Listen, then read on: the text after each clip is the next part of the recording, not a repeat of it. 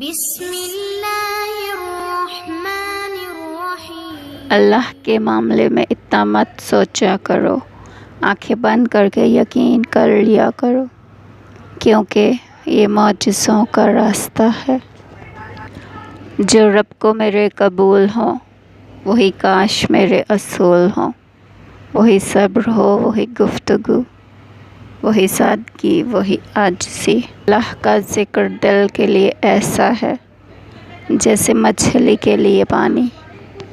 جب ٹھوکریں کھا کر بھی نہ گرو تو سمجھ جاؤ اللہ نے تھام لیا ہے۔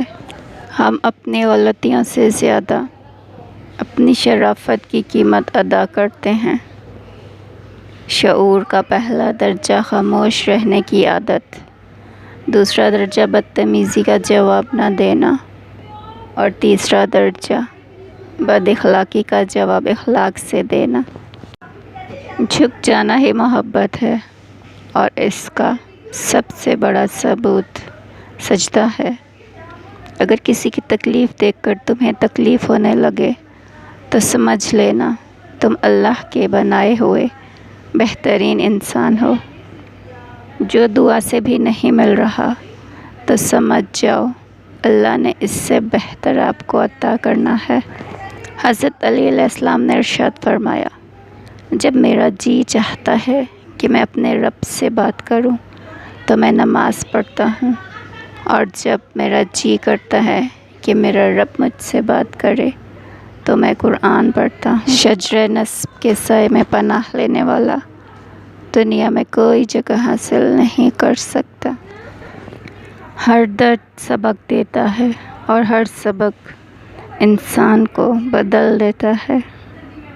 ہو سکتا ہے جس چیز کے لیے تم روتے ہو وہ بس تم سے ایک دعا دور ہو۔ صبح کی نیند انسان کے ارادوں کو کمزور کرتی ہے۔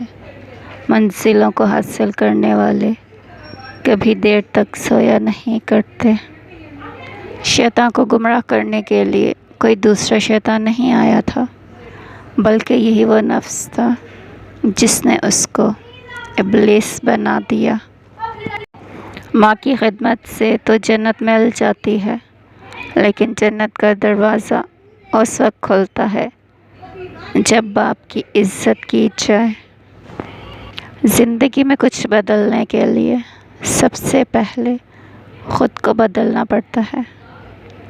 سمندر سے ڈر کر کشتی پار نہیں ہوتی، کوشش کرنے والوں کی کبھی ہار نہیں ہوتی۔